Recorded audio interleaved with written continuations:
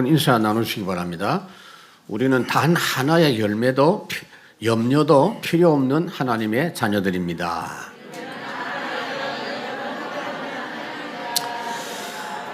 옛날에는 지금이나 모든 시대 사람들의 관심은 먹고 사는 문제에 관심이 많습니다.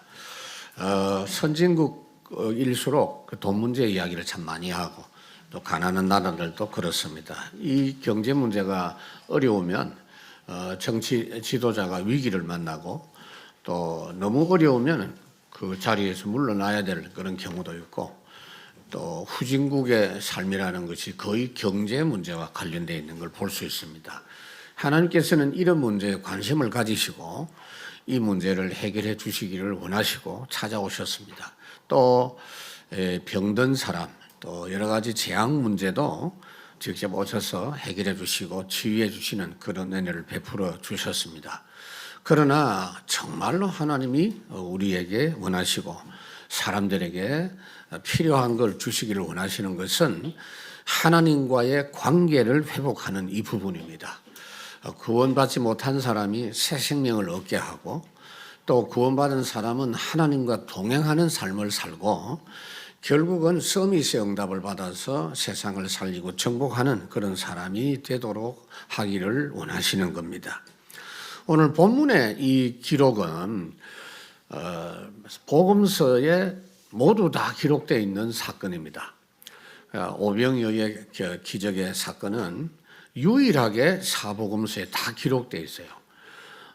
다른 사건은 있다가 또 없다가 이쪽에는 있는 저쪽에는 없고 하는데 오병이어는 모든 복음서에 다 기록되어서 있습니다. 그만큼 이 문제를 통해서 하나님이 우리에게 주시고자 하는 교훈이 큰 것입니다.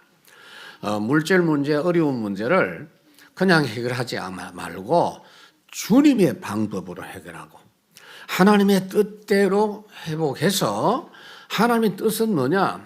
늘 가난한 것에 매여서 고통하는 것이 아니라 237 살릴 만큼의 풍성한 은혜를 누리는 전도자가 되라 하는 것인 줄로 믿습니다. 그래서 세상에는 상반된 두 종류의 사람이 살고 있습니다. 한쪽은 죽어가고 있는 사람이고 한쪽은 살아나고 있는 사람입니다. 근데 그 중간에 주님이 계시면서 그 주님의 은혜를 받으면 죽어가는 사람들이 살아나는 그런 삶으로 살아갈 수 있다는 겁니다. 세상의 모든 사람은 죽어가면서 고생하면서 살아가고 있습니다. 우리가 볼 때는 세상 사람들이 대단한 사람들이 많죠. 훌륭하고 아이돌 같은 사람, 영웅 같은 사람들이 많이 있습니다만은 하나님이 세상 사람들을 볼 때는 모두가 다 불쌍하기 짝이 없는 사람이다. 목자 이런 양과 같이 돌아다니면서 고생한다. 마태복음 9장에 말씀을 하고 있어요. 그래서 주님은 가는 곳마다 어떤 사람이든지 도와줍니다. 병을 고쳐주시고 고통 문제를 해결해 주시고 천국 복음으로 살리시고 그 도우시는 일을 계속 하셨어요. 그러다 보니 가는 데마다 사람들이 계속 모입니다. 1절, 2절 그 후에 예수께서 디베랴의 갈릴리 바다 건너편으로 가시매 큰 무리가 따르니 이는 병자들에게 행하시는 표적을 보았음이니라 그랬습니다. 그러니까 인산인해를 이루어요. 너무 사람들이 많이 와요.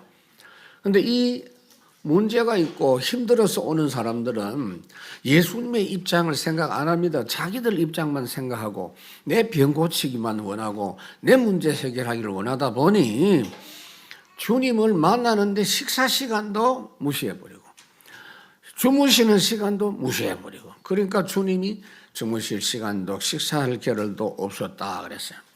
그래서 오늘 본문의 이 내용은 마가복음 6장에 보면 좀 설명이 되어 있는데요. 예수님이 너무 스케줄이 힘드니까 제자들이 지금 완전 녹다운이 될 상황이에요. 잠도 못 자지, 밥도 못 먹죠. 그래서 얘들아 잠시라도 좀 쉬자. 이 사람들이 너무 많이 우리를 따라오니까 좀 피해서 가자 이러면서 배를 타고 갈릴리 바다 건너편으로 가셨는데 사람들이 그것도 눈치채고 얼마나 힘있게 달려갔던지 배가 도착하기 전에 바다 건너편에 먼저 와서 대기하고 있었다 그 말입니다. 그러니까 정말로 주님은 잠잘 시간도 식사할 시간도 없었다 그랬습니다.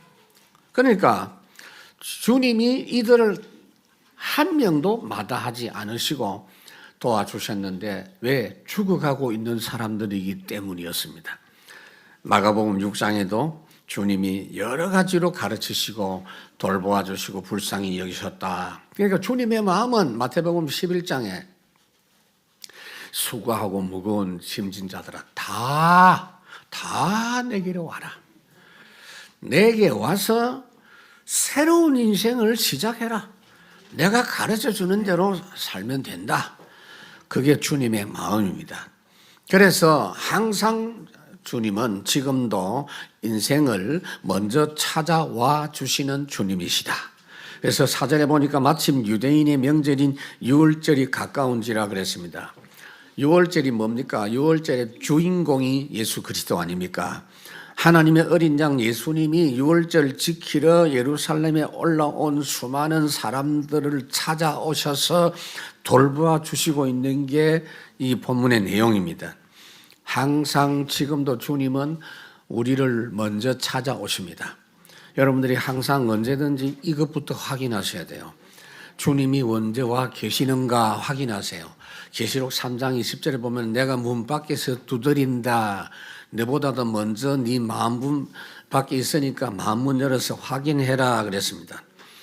특히 지금 이 오병이의 기적을 행하시는 이 시기는 이스라엘 사람들에게 굉장히 어려운 시기였습니다. 여러분 우리나라 이 어른들은 지금 기억하는데 아이들은 잘 모를 것 같아요. 요즘 이제 아이들하고 랩너들하고 식사를 해보면요, 옛날 청년들하고 다르구나.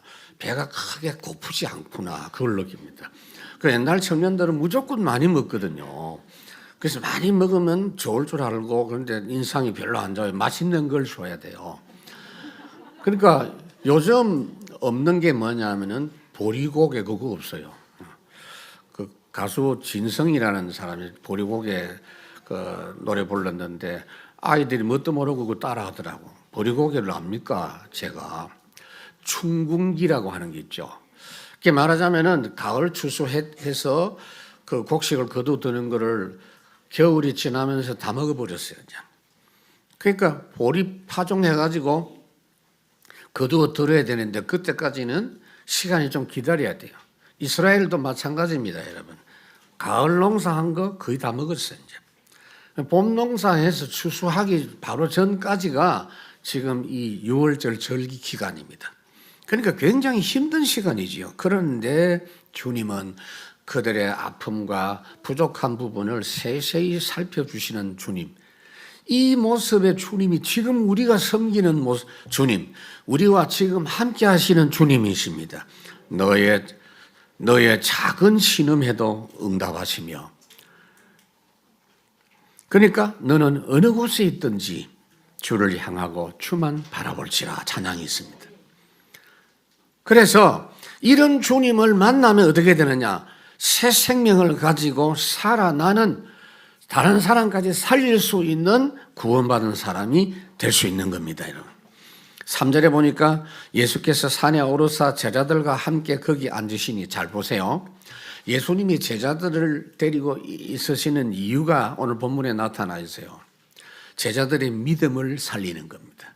제자들이 세상 사람 살릴 수 있는 상태가 되도록 살리는 겁니다. 그런데 오늘 본문에 읽어보면 이 제자들의 모습은 세상 사람들하고 똑같은 수준인 것을 확인할 수가 있습니다. 여러분, 구원받은 우리는 세상 사람하고 달라요. 우리는 이방인이 아니고 불신자가 아니고 마귀 자녀가 아닙니다. 우리는 부모가 없는 고아가 아닙니다. 예수님 말씀했죠. 내가 너희를 고아처럼 버려두지 아니하고 너희에게로 다시 온다 그랬습니다. 구원받은 우리는 이미 새로운 피조물입니다. 새로운 인생을 살아가는 사람들이고 하나님이 우리를 통해서 세상 살리는 일을 지금 진행하고 계십니다, 여러분. 그래서 여러분들이 기도할 때는 불신자처럼 기도하면 안 돼요, 여러분. 기도가 종교적인 기도하면 안 돼요. 마태복음 6장에 뭐라고 했냐? 기도할 때 이방인처럼 중언부언하지 마라. 그들은 말을 많이 해야 100일씩 1000일씩 해야 응답될 줄 알고 있다. 그러나 그들을 본받지 말라. 너희에게 구하기 전에 있어야 할 걸 너희 아버지 하나님이 아시느니라. 그래서 어떻게 해요? 항상 감사함으로 기도하면 돼요. 예수님께서 제자들을 왜 부르셨느냐? 뭔 일을 시키고 뭘 부리 먹으려고 부른 게 아니에요. 근데 제자들은 부담이 되는 거예요. 마가복음 3장에 내가 너희를 부른 것은 너희와 함께 있기 위함이고 또 전도도 하고 귀신을 쫓는 권세도 있게 하려 하심이니라. 우리는 새 생명을 누리면서 계속 살아나면서 다른 사람까지 살릴 수 있는 사람입니다. 두 번째로, 세상의 영에 사로잡힌 사람과 하나님의 영에 감동된 사람. 근데 중간에 함께 하시는 주님의 은혜를 누릴 때 하나님의 영에 감동된 사람이 될 수 있어요. 세상 사람들은 세상 신인 마귀에게 종로로 타고 있는 사람들입니다. 하나님 모르는 세상 사람들의 눈은 영적인 부분이 전혀 볼 수 없는, 보이지 않는 눈입니다. 육신적인 것에만 눈이 밝아요.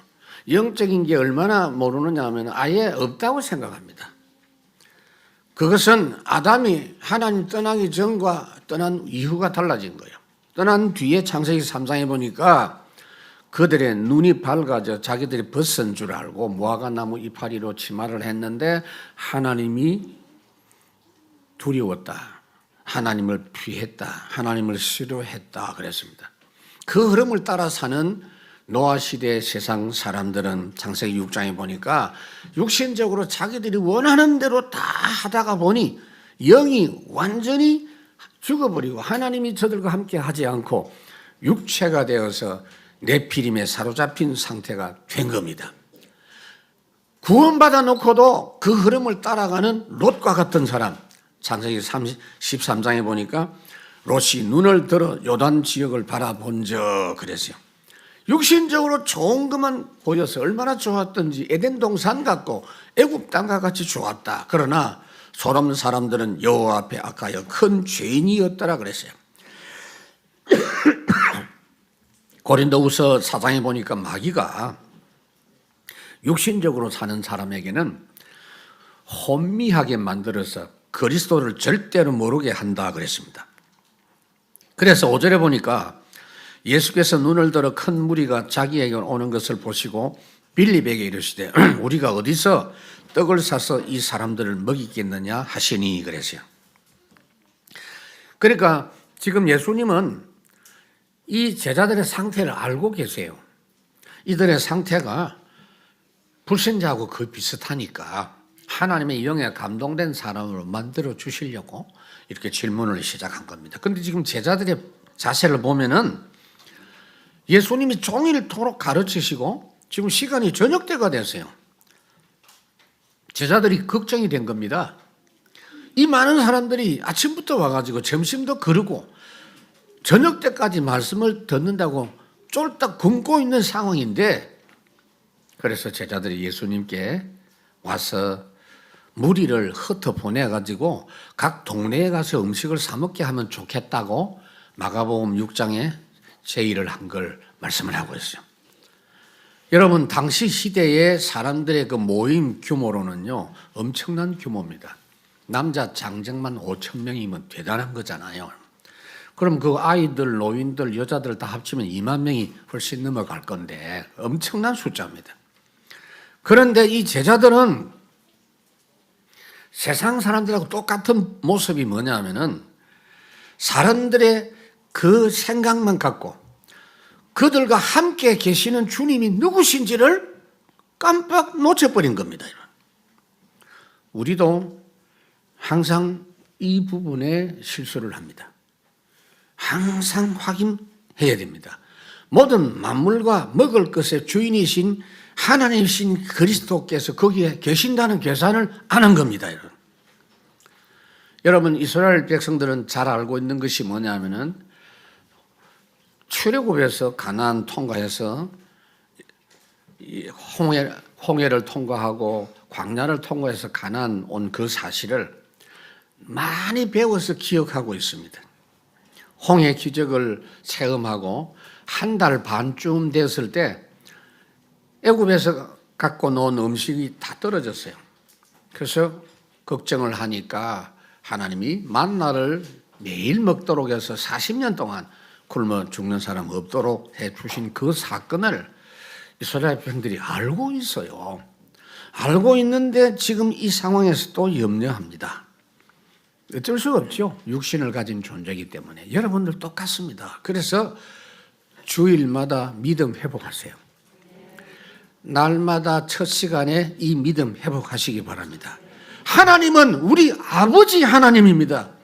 우리는 구원받은 하나님의 자녀의 신분이고 그 축복과 권세 당연히 누릴 사람입니다. 이 믿음부터 회복해야 돼요. 그런데 육신적으로는 모자랍니다. 그런데 모자라는 것만 생각하면 안 돼요. 모자라는 하나님의 자녀입니다.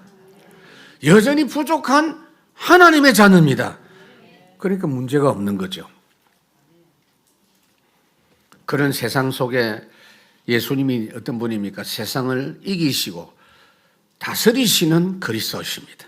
6절에 보니까 이렇게 말씀하시면 친히 어떻게 하실지를 아시고 빌립을 시험하고자 하심이라. 예수님은 이미 제자들이 걱정하기 전에 이 상황 아시고 이 상황 해결할 준비를 완벽하게 해놓은 상태예요. 그리고는 그 계획을 갖고 계시면서 빌립과 이 제자들의 믿음을 회복시켜 주시려고 시험하시는 내용입니다. 너희들이 누군지 확인해라. 지금도 여러분들에게 지금 문제 주신 건 틀림없어요. 여러분의 신분 확인하라는 겁니다. 여러분의 미션 확인하는 겁니다. 문제가 왔단 말이에요.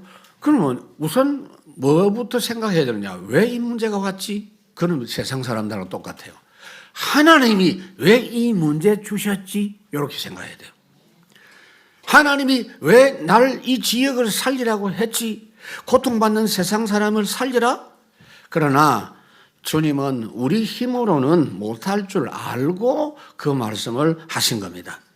주님이 그 일을 직접 책임지시고 해결하시고 하나님의 뜻을 이루실 역사를 다 준비해 놓고 말씀하시는 겁니다. 그런데 이 빌립이 그걸 전혀 깨닫지 못하고 자기가 지금까지 살았던 삶의 방식대로 계산 엄청나게 빨리 합니다. 여러분 출애굽기 3장에 보면은 하나님께서 모세에게 말씀하죠. 내가 내려가서 그들을 애굽 땅 사람들의 손에서 건져내고 내가 그들을 가나안 땅으로 데려가려고 한다. 이제 너는 가라 그랬어요. 네가 가서 해라 라고 말했다면 힘들 텐데 하나님이 하시겠다 하잖아요. 그 일에 네가 참여하라 그 말입니다. 구원받은 저와 여러분들은 모두 다 그런 조건입니다. 그래서 빌립보 4장 아무것도 염려하지 말고 하나님이 하시려는 그 일에 내가 일꾼으로 그 현장에 참여하고 들어가는 것이다. 7절에 빌립이 대답하되 각 사람으로 조금씩 받게 할지라도 200데나리온의 떡이 부족하리이다. 이 빌립이 계산해 보니까 적게 잡아도 200데나리온은 있어야 그래도 조금 요기 정도밖에 못할 것 같다. 여러분 이 빌립의 계산은 하나님의 역사보다 앞에 계산한 거죠. 여러분도 똑같습니다. 어떤 문제든지 여러분들의 앞선 계산은 하나님의 역사에 맞지 않습니다. 거기 그 현장을 다스리시는 만왕의 왕 만주의 주가 함께 하시는 것을 왜 계산 안 합니까 여러분? 그 계산이 가장 중요한 계산입니다. 그래서 우리는 하나님의 영에 감동된 사람으로 살아야 돼요. 8절 9절에 제자 중 하나 곧 시몬 베드로의 형제 안드레가 예수께 여짜오되 여기 한 아이가 있어 보리떡 5개 물고기 2마리 가지고 있나이다. 그러나 그것이 이 많은 사람들에게 얼마나 되겠사옵나이까. 주님의 또 다른 제자 안드레가 한 아이가 갖고 있었던 도시락 하나를 예수님에게 전달했습니다. 근데 그게 믿음이 있어서 전달한 게 아니고 이거 하나 주님께 드리면 다 먹일 수 있다라는 믿음이 아니고 이것이 이 많은 사람들에게 얼마나 되겠습니까? 라고 말을 했어요. 예수님 제자들은요, 모두가 다 완전 세상 흐름과 세상 방식에 각인뿔이 체질되어 있는 모습이 그대로 드러납니다. 우리도 똑같아요. 오히려 그런데 오늘 본문에 보면은 오랜 동안 나이가 먹도록 세상 풍파에 시달리지 아니한 차라리 어린아이가 아직도 부모의 돌봐주시는 것에 익숙한 이 어린아이가 괜찮아요. 도시락의 주인 이 어린아이는 단순한 믿음이 있었어요. 그냥 주님 사랑하는 마음. 여러분들이 교회를 섬길 때 그냥 단순한 마음으로 하시면 돼요.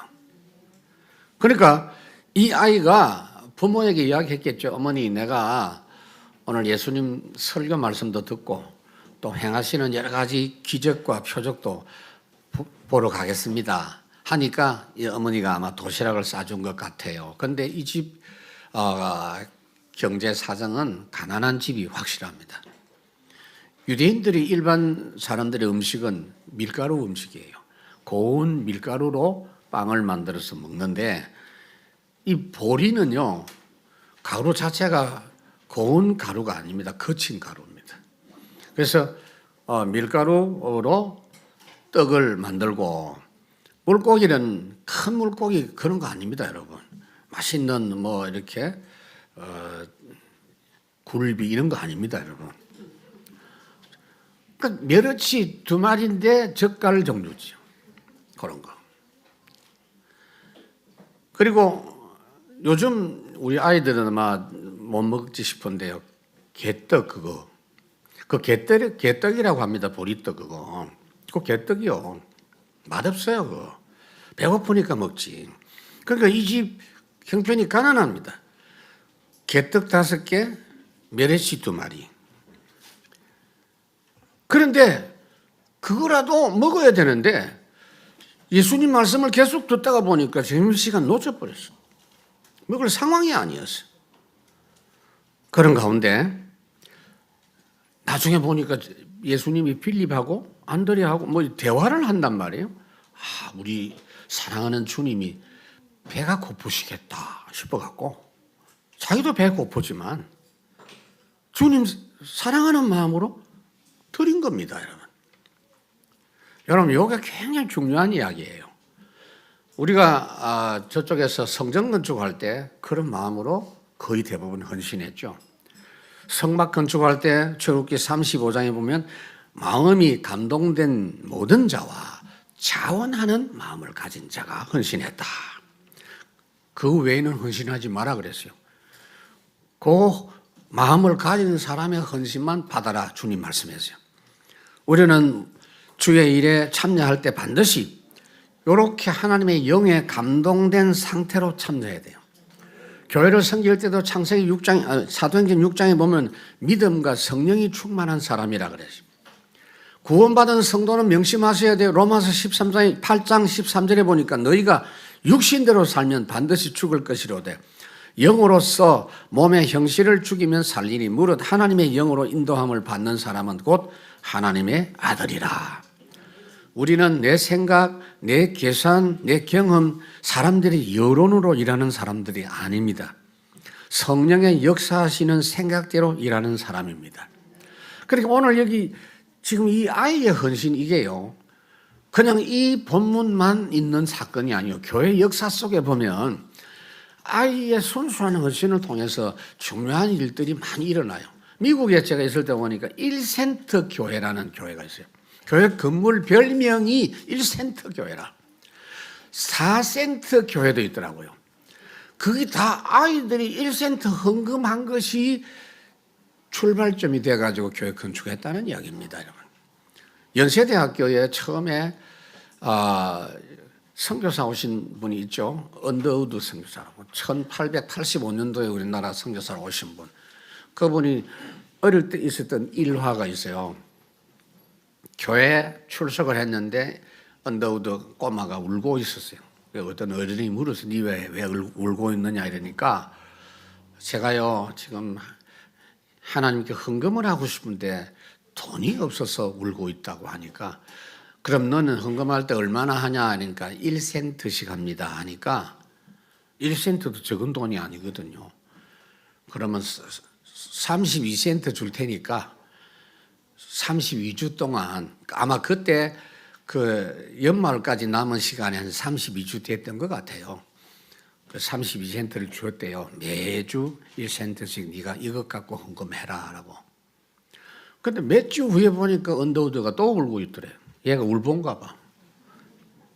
그 왜 우냐 이러니까 제가요 32센트를 갖고 있으니까 시험이 막 들어요. 과자도 사 먹고 싶고 장난감도 사고 싶어서 그러니까 아무래도 시험에 이길 수 없을 것 같아서 몽땅 그냥 헌금을 하고 보니 오늘 또 헌금할 돈이 없어졌습니다. 그 다음에 어떻게 되는지 모르겠어요. 그런 순수한 믿음으로 성장한 언더우드가 우리나라의 선교사로 왔습니다. 여러분 지금도 보면은 그 사진에 그 종군 기자들이 전쟁터에서 사진 찍은 그 퓰리츠 상 받은 이런 상들을 보면 완전히 가난이 그 전쟁에 폐허가 된 상태에서 땀 범벅된 어머니 품속에 젖을 빨고 있는 아주 웃고 있는 천사 같은 얼굴의 어린 아이들의 모습이 있어요. 그런데 이게요 우리 주님이 여러분에게 원하시는 모습이에요. 마태복음 18장에 보면 너희가 돌이켜 어린아이같이 되지 아니하면 결탄코 하나님 나라에 들어갈 수 없다. 우리가 어린 갓난아이처럼 되는 그게 하나님의 영에 충만한 상태입니다. 또 세 번째로 세상에는요 세상 서밋과 영적 서밋 두 가지 사람이 있어요. 에베소 6장에 딱 그걸 성경 구절을 연결해서 설명했는데 6장 12절에 보면 세상 서밋이죠. 세상의 통치자, 권세자, 어두움의 세상 주관자. 13절에 보면 하나님의 말씀 전신갑주로 무장한 영적 서밋 그렇게 되어 있어요. 여러분 세상 서밋은 굉장히 강한 것처럼 보이지만 무능한 바벨탑 세상 성공자가 확실합니다. 오늘 10절에 보면 주님의 모습을 우리는 생각해 봐야 돼요. 아무것도 없어요. 그냥 도시락 맛도 없는 개떡 그거 들고 다 둘러 앉아라고 이야기합니다. 근데 놀라운 건요 한 명도 거역 안 하고 쫙 앉아요. 남자가 5,000명 아이들하고 그래서 50명씩 100명씩 이렇게 때를 지어서 앉도록 그래야 충분히 한 명 한 명 빠짐없이 나누어 줄 수 있다. 그런 이야기입니다. 지금 하나님은 눈에 아무것도 안 보이는데 창조 역사를 재창조 역사를 진행할 수 있는 만물의 주관자입니다. 여러분도 마찬가지요. 아무것도 없는 자 같은데 모든 걸 가진 자라.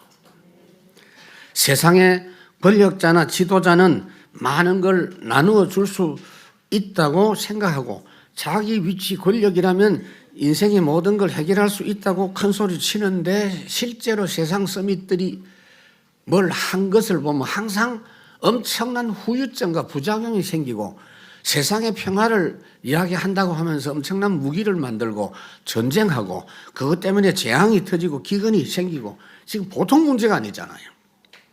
본인들이 세상에서 성공한 만큼 세상을 망하게 하는 저주의 후유증만 만들어내는 바벨탑 성공 서밋들입니다. 그래서 하나님은 그 가운데서 나오라고 합니다. 아브라함을 보고 세계 최대의 문명 국가인 메소포타미아 거기서 나오라. 본토 친척 아버지를 떠나라. 이스라엘의 영적 서밋은 하나님은 어떻게 했느냐. 이 영적 서밋들을 망하는 멸망의 강대국으로 파송을 합니다. 다니엘을 파송했는데 하나님이 다니엘에게 그 사실을 깨닫게 했죠. 다니엘이 뜻을 청하여 새 청년과 함께 고레스 왕 원년까지 있으니라. 영적 서밋입니다. 바울이 망하고 있는 로마를 살리기 위한 영적 서밋의 고백을 사도행전에서 수시로 기록된 것만 해도 3번이에요. 여러분, 예수님이 누굽니까? 만왕의 왕, 만주의 주입니다. 계시록 19장에 보면은 그 말씀이 있어요. 예수님의 다리에다가 글자가 딱 새겨져 있어요. 뭐 국회의원도 보니까 뭐 타투 같은 거 새기고 하는데 그런 이야기가 아니고 예수님 다리에 이름이 있어요. 만왕의 왕, 만주의 주 예수 그리스도. 그 여러분들이 기도할 때 이 단어를 쓰시기 바랍니다. 만왕의 왕이신 예수님, 만주의 주이신 예수님, 하늘과 땅의 모든 권세를 내게 주셨다 그랬어요. 11절에 예수께서 떡을 가져 축사하신 후에 앉아있는 자들에게 나누어 주시고 물고기도 그렇게 그들의 원대로 주시니라. 여러분, 불신앙하고 있는 사람들에게 바울이 말을 하죠. 로마서 8장에. 자, 생각해봐라. 너희들이 구원받은 사람 아니냐? 왜 걱정하느냐? 자기 아들도 아끼지 않고 모든 사람을 위해서 내주신 분이 어찌 그 아들과 함께 모든 걸 우리에게 주시지 않겠냐? 그러니까 예수님을 모신 사람은 다 가진 사람이다 그 말이에요. 그렇기 때문에 우리는 너희 구할 것을 감사함으로 하나님께 아뢰라. 그러면은 빌립보 4장 9절이 고백이 돼요. 나의 하나님이 그리스도 예수 안에서 영광 가운데 그 풍성한 대로 모든 쓸 것을 나의 하나님이 채워주시리라. 갈라디아 4장에 보니까 이제는 종이 아니에요. 예수 믿고 난 뒤에는 종이 아니고 이제는 하나님의 아들이니 하나님으로 말미암아 유업을 받을 자다. 원하시는 대로 준다.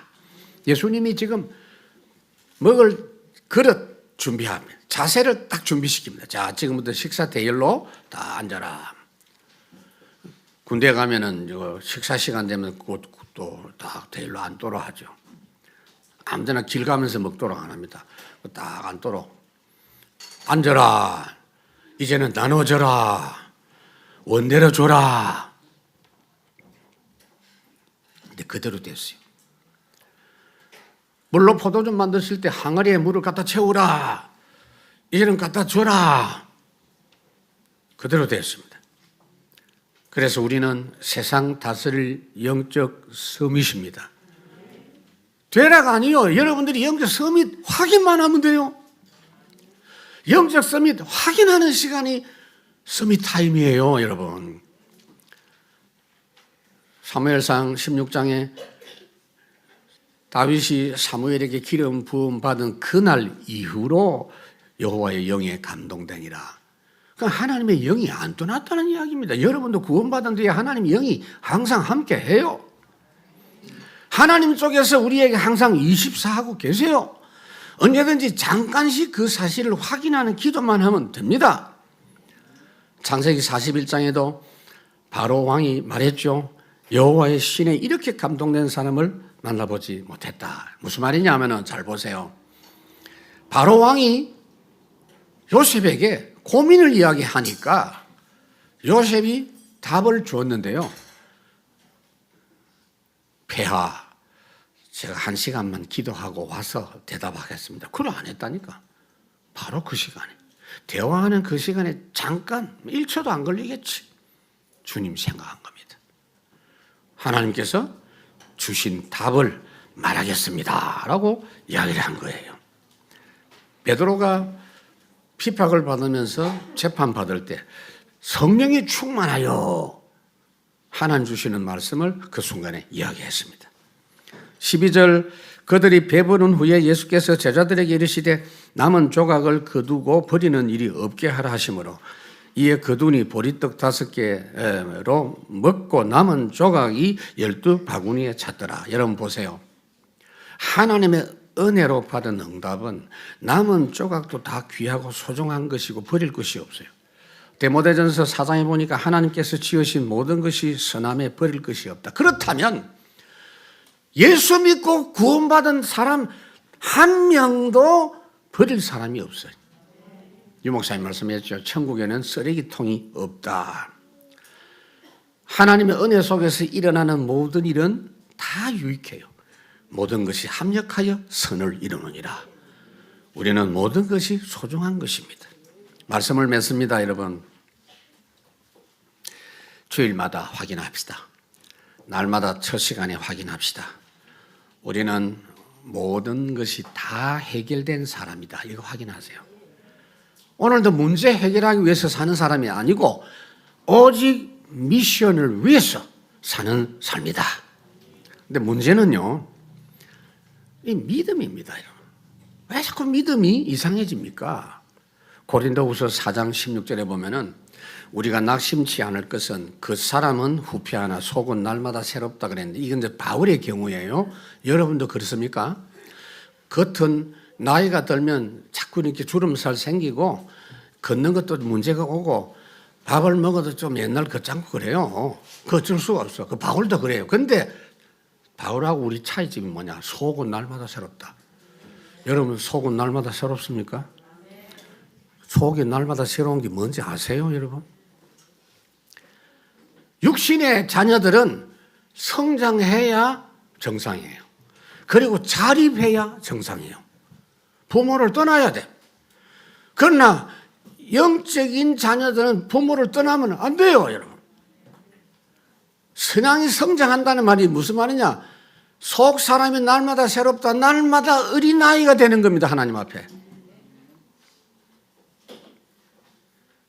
여러분들은 영적으로 늙어지지 마세요. 교회에 대해서 하나님의 일에 대해서 뭘 한다고 이렇게 저렇게 이야기하는 그게 벌써 늙고 있는 증거입니다. 모든 일에 하나님이 인도 받으셔야 됩니다. 그리고 우리가 이 땅에 살면서 먼저 세운 대책 그대로 되는 법이 없어요. 여러분의 계산 항상 틀립니다. 99% 그렇게 될 것이다. 예상된 그대로 된 게 없어요. 하나님의 뜻대로 됩니다, 여러분. 오늘은 성찬일입니다.